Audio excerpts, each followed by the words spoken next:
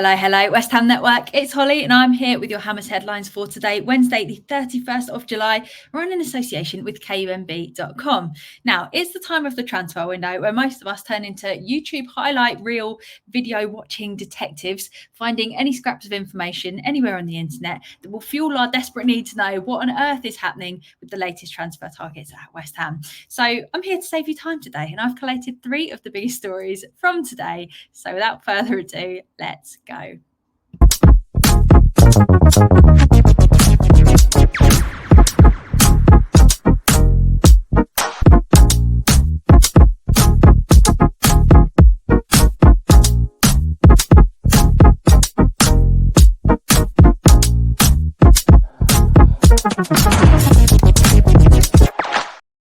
For your first story, West Ham are being reported to be advancing on a deal with Borussia Dortmund forward Nicholas Fullkrug. Now, there's been a lot of talk about this situation recently, but Sky Sports' Darmesh has said that there is still work to do on the structure of the fee and personal terms, but talks are progressing positively with Fullkrug being open to the move. So Tim Steiten's trusted journalist, Florian Plettenberg, has also said that the interest in Fullkrug is becoming more and more concrete, with first talks having already taken place and more talks already scheduled to be taking place. But Plettenberg also said that we are still there for John Duran, just casually drop that one in there, and that Villa's price tag is too high for us to actually make a deal happen there currently.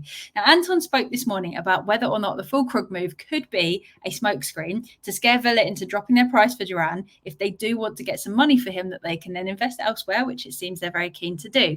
And I reckon it very well could be, because Steiten is basically letting the bits of information out to the media that he wants them to know, as opposed to us revealing all of our cards like we have done in the past. We're not used to it as fans seeing this, but I have a feeling that we could be seeing work being done behind the scenes that is being done behind the scenes and work being done publicly, which is in our best interest. That's what I'm hoping anyway. I'm hoping it's not just that we're failing miserably and everyone's turning us down. Fingers crossed. But the two of them, Duran and Fullkrug, they're very different players, because Fullkrug is 31. He turns 32 in February as well, which means that he will have 0 sell-on value, even if we do get a good season or 2 out of him. And he doesn't feel like the ambitious striker that we've all been wanting. We've been wanting this player to come in, I don't know how many seasons now, this player that's going to come in, get us all the goals and just work amazingly for us. And it just doesn't feel like that. It feels like a middle step again. And I know how keen we are to take it to the next level. The difficulty is, without European football, we might have to take some of these smaller steps of improvement to be able to move on. I don't know what the value of Fullkrug would be either, if we could get a bargain, but we want to invest in like a long-term plan, don't we? But we shall have to see what happens there. But I'd also like to add, this situation has started to make me feel a little bit old, dare I say, because when I looked at Fullkrug's birthday, I realised that, as well as essentially I've been viewing Fullkrug as this ancient, decrepit being that would never be capable of competing at any level of athletic standard ever again because he's so old. And then it came to my attention, he's actually younger than me. So that was lovely to discover. Lovely. Now, another story for your second player. We are getting closer to a deal with WANBISSAKA, apparently. So Plettenberg, again, has reported today that talks continue to be positive, but there are no complete agreements and that there is more work needing to be done to secure the deal. All parties are said to be informed that Mazraoui will move to Man United as soon as WANBISSAKA joins West Ham, which is the player who recently rejected a move to West Ham because he wanted to go to Manchester. So the fact that Man U need to get rid of WANBISSAKA and have a replacement lined up for when he goes works out in our favour, I believe, as I think it's going to mean that they want business to get done quite quickly so their deals can't fall through. But the question I have for you is, would you be excited to see WANBISSAKA sign for the Hammers? Let us know your thoughts down below in that comment section. And finally, last but not least, West Ham is said to have staged a comeback offer for Jean-Claire Todibo, according to Gazzetta dello Sport. Now, they've said that we have come back with an increased offer as a last-ditch attempt to convince him to join us. We believe that Juventus is still his preferred option. However, there is no agreement in place with them currently. Now, with our upped offer, it's reported that we are being offered, well, we're offering to Nice a better deal than Juventus are. However, the difficulty is that the player looks really set on wanting to join Serie A rather than playing in the Premier League for us, which is definitely a difficult hurdle for us to overcome. But the question is, could we see late movement if a move from Juventus doesn't materialise? Quite possibly, but is Todibo one that you would want to see us continue to go after? Let us know down in the comments section. But my worry is that he'll be hanging on until the last moment to see if Juventus make their move for him. Maybe they're trying to get the price down, whatever it is, they could move at the last second. And if he is hell-bent on playing for them and not necessarily for us, I imagine he will hang on until the very last moment. But that means that if we also want him, we need to keep that offer in for him. We need to keep the budget available for that to happen.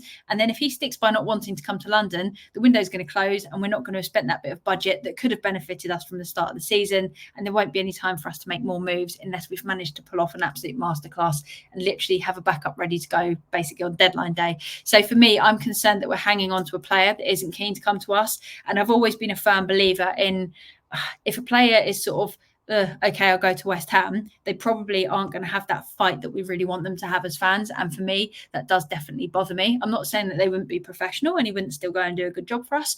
But what I'm saying is, if we get near the end of the transfer window and this player is still like, oh, I really don't want to play for West Ham, I don't know if that's the player that we should be pursuing and chasing and wasting time, money and resources on. So there you have it. Those are your Hammers headlines for today. Check out the videos earlier though, because first of all, we officially announced the West Ham Network Fantasy Football League, and there's a video from this morning on everything you need to know about how you can join that and win prizes from alloy collectors every single month. We've done a video today on the 5-year Orford deal, which is apparently very, very imminent now, which is very exciting. We have an academy player that's just got a 5-year contract, and we are seeing a lot of back and forth with a few of the names that we're linked with, which is great that Steiden and his team are working hard on the targets that we're keen to get. But yeah, it's going to be interesting to see how successful we are by the end of the transfer window. I think this transfer window, next summer will be a good telltale sign of how successful Steiten and his team's strategy has been, because you can't expect it all to happen in one window. But I think few windows, you start looking at whether we're heading in the right direction, or whether we just had a really strong start and it might dry up without European football. So we've got a big challenge ahead of us without European football. But personally, I believe if there's anyone that can get the deal done, Steiten's in a very good position to do it. On a side note as well, one of the names that we were previously linked with that we can now cross off our list of potential signings is Jota Silva, because it's looking almost certain that he's going to be going to Nottingham Forest. Getting Here We Go this morning, I think it was, from Fabrizio Romano. So there's your update for today. If you've enjoyed this video, please do give it a thumbs up. Drop us a comment with your thoughts down below in that comment section. And if you want the chance, like I said, to win prizes every single month in our West Ham Network Fantasy Football League, check out this morning's video where I explained everything you need to know to join. You've got the code. You've even got like foolproof instructions in there if you've never done fantasy football before. So go and check that out. Thank you so much, as always, for watching, and have a brilliant day. Until next time, enjoy that sunshine. Come on, you irons.